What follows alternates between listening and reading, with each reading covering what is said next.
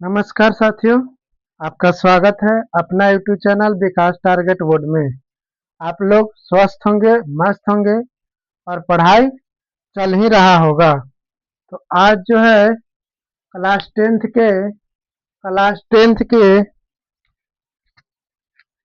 Class tenth के संस्कृत पढ़ेंगे।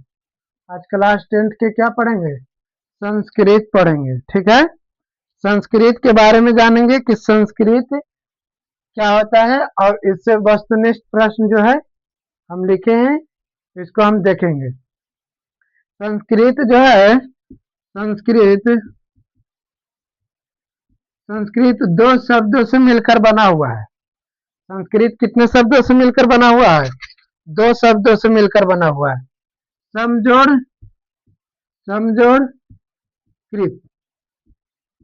संस्कृत जो है दो शब्दों से मिलकर बना हुआ है, जो समजोड़ कृत से। संस्कृत कितने शब्दों से? इसका संधि विच्छेद होता है समजोड़ कृत, इसी को कहते हैं संस्कृत। संस्कृत, ठीक है। ठीक, देखो एक लिख लेना, संस्कृत जो है इसमें व्यंजन संधि होते हैं। स्टार देकर के लिख लेना, संस्कृत में व्यंजन संधि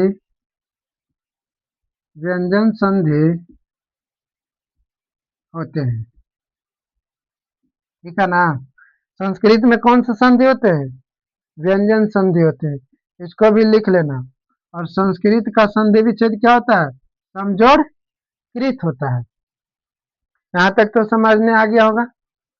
आगे देखो, आगे जो है इसके बारे में जाने कि मंगलम पाठ कहाँ से ली गई है। मंगलम पाठ जो है, पाठ का नाम है, क्लास टेंथ में मंगलम पाठ कहाँ से ली गई है? तो उपनिषद से ली गई है।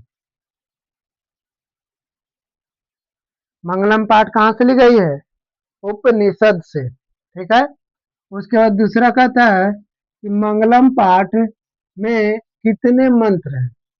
मंगलम पाठ में कितने मंत्र हैं? तो 5 मंत्र है। कितने मंत्र है? 5 मंत्र है। इसको पंच पंच पंच पंच भी कह सकते हैं, तो ऑप्शन में आ सकता है 5 या पंच, ठीक है। उसके बाद जो है तीसरा तीसरा है, उपनिषद का रचनाकार कौन है? उपनिषद का रचनाकार कौन है, उनके बारे में। उपनिषद के रचनाकार है महर्षि महर्षि वेद व्यास। कौन है? महर्षि वेद व्यास उपनिषद के लेखक हैं, ठीक। उपनिषद के लेखक कौन है? महर्षि वेद व्यास हैं। आगे देखो चौथा, इसमें कहता है कि मंगलम पाठ के रचनाकार कौन है। ये तो उपनिषद के रचनाकार हो गया, और मंगलम पाठ के रचनाकार कौन है? महर्षि वेद व्यास ही हैं। उपनिषद के भी लेखक महर्षि वेद व्यास हैं, और मंगलम पाठ के भी लेखक महर्षि वेद व्यास महर्षि वेद व्यास है। उसके बाद देखो पांचवा पांचवा है, सूक्ष्म से सूक्ष्म अणु कौन है? सूक्ष्म से सूक्ष्म अणु क्या है? तो आत्मा है। सूक्ष्म से सूक्ष्म अणु क्या है? आत्मा है, ठीक। उसके बाद देखो, उसके बाद छठा है कि उपनिषदों की संख्या कितनी होती है? उपनिषदों की संख्या कितनी होती है? 108 होते हैं। उपनिषद की संख्या कितने होते हैं? 108 होते हैं। उपनिषदों की संख्या कितने होते हैं? 108 होते हैं। उसके बाद सातवां जो है, किसकी जय होती है? किसकी जय होती है? सत्य की जय होती है। किसकी जय होती है? सत्य का जय होती है। उसके बाद जो है आठवां जो है, बहती नदी कहाँ मिलती है? इस पाठ में है जो बताया गया है कि बहती नदी जो है कहाँ मिलती है? तो समुद्र में मिलती है। हाँ, समुद्र में मिलती है, ठीक।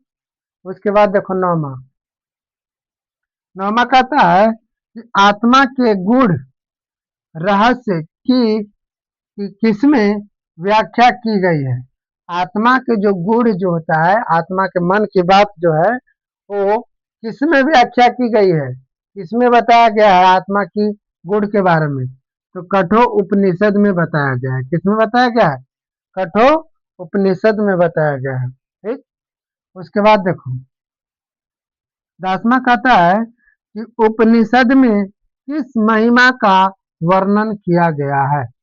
उपनिषद में किस महिमा का वर्णन किया गया है? तो परम पुरुष के। किसको? परम पुरुष के वर्णन किया गया है। किसको किया गया है? परम पुरुष का। उसके बाद देखो 11वां कहता है कि किसकी जय नहीं होती है। इसमें जो है किसकी जय होती है तो सत्य का, और किसकी जय नहीं होती है तो असत्य का। ठीक है ना। असत्य बोलने वाला को नहीं जय होता है और सत्य बोलने वाला के जय होता है। उसके बाद देखो ब्रह्मा जो है, ब्रह्मा कहता है कि मृत्यु को वश में कौन कर लेता है। मृत्यु को वश में कौन कर लेता है? इस पाठ में बताया गया है कि मृत्यु को वश में कौन कर लेता है तो विद्वान कर लेता है। कौन? विद्वान। विद्वान जो है मृत्यु को वश में कर लेता है। उसके बाद 13वां कहता है कि देवलोक को मार्ग किससे प्राप्त होता है। इसमें देवलोक को मार्ग किसमें प्राप्त होता है तो सत्य में। सत्य में। सत्य में देवलोक का क्या हो जाता है? मार्ग। मार्ग प्राप्त हो जाता है। ठीक है। देवलोक में, देवलोक को मार्ग किसमें प्राप्त होता है तो सत्य में। ठीक है। उसके बाद जो है 14वां कहता है कि परमात्मा की महिमा का वर्णन किसमें किया गया है। परमात्मा भगवान की, परमात्मा की महिमा किसमें वर्णन किया गया है तो ईशावास्यो, ईशावास्य उपनिषद में। ईशावास्य उपनिषद में इसमें जो है परमात्मा की वर्णन किया गया है। ठीक। उसके बाद जो है 15वां जो कहता है कि ज्ञानी, ज्ञानी लोग और अज्ञानी लोग में अंतर किसमें बताया गया है। ये जो बताया गया है 15 में बोला गया है कि ज्ञानी और अज्ञानी, ज्ञानी और अज्ञानी लोग में अंतर किस पाठ में बताया गया है। किस पाठ में तो श्वेतांबर में। किसमें? श्वेतांबर में जो है ज्ञानी और अज्ञानी के बारे में बताया गया है। उसके बाद जो है 16वां कहता है कि सत्य का मुंह किस पात्र से ढका हुआ है। सत्य का जो मुंह होता है, सत्य का मुंह होता है वो किस पात्र से ढका हुआ है?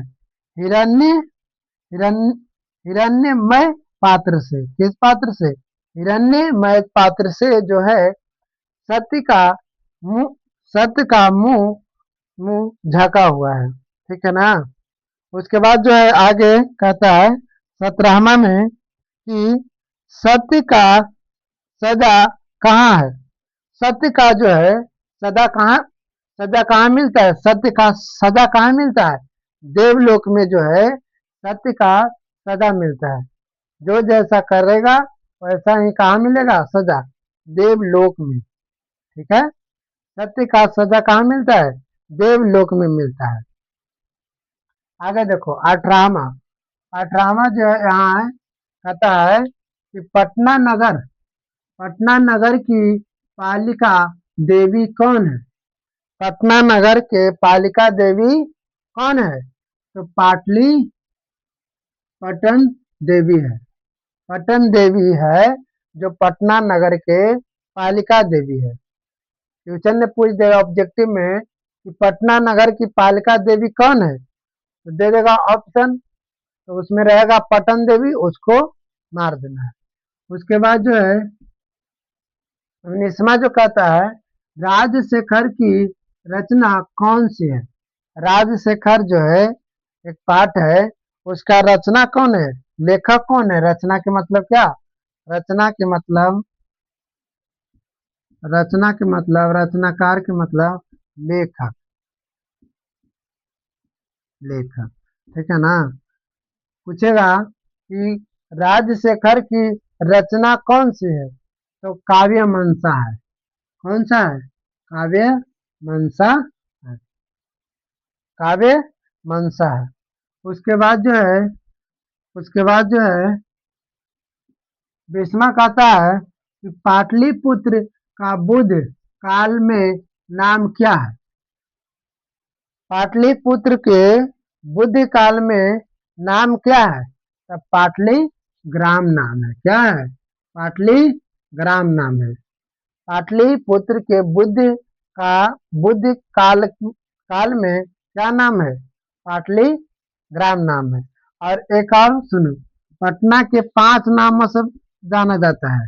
लिख लेना, पटना को 5 नामों से जाना जाता है। पटना को कितने नामों से जाना जाता है? 5 नामों से। अब कौन कौन नाम से जाना जाता है, उसको कमेंट में आप लोग को लिख करके भेजना होगा। इसका आंसर कमेंट में देना है, कमेंट में। और इसका भी, सिक्खों के 10वें गुरु कौन थे, इसका भी आंसर जो है कमेंट में देना है। ठीक, तो ये दोनों का आंसर जो है कमेंट में लिखना है। सिक्खों के 10वें गुरु कौन है, और एक जो है पटना को 5 नामों से जाना जाता है, कौन कौन, उनको लिखना है। ठीक, तो आज के लिए इतना ही। उसके बाद जो है अगले वीडियो में और संस्कृत के लेखक के नाम भी जानेंगे। उसके बाद जो ऑब्जेक्टिव पढ़ाएं उसके और ऑब्जेक्टिव बताएंगे। तो अच्छा लगा होगा वीडियो तो लाइक करें और सब्सक्राइब करें और शेयर करें। सभी को प्लेलिस्ट बना दिया गया है यूट्यूब पर, सभी देख लेंगे। प्लेलिस्ट प्लेलिस्ट हर सब्जेक्ट को बना दिया गया है। तो आज के लिए इतना ही। Okay, thanks, bye. लाइक करें और सब्सक्राइब करें एंड शेयर करें।